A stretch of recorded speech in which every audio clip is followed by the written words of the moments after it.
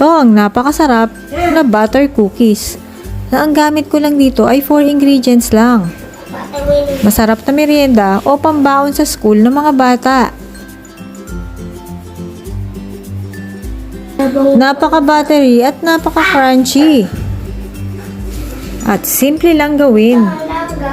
Tara't samahan niyo akong gumawa ng butter cookies.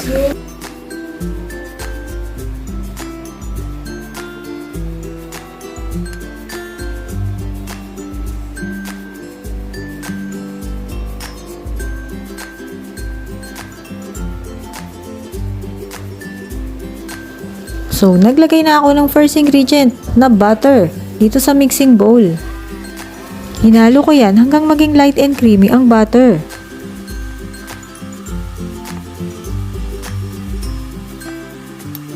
Then, naglagay ako dito ng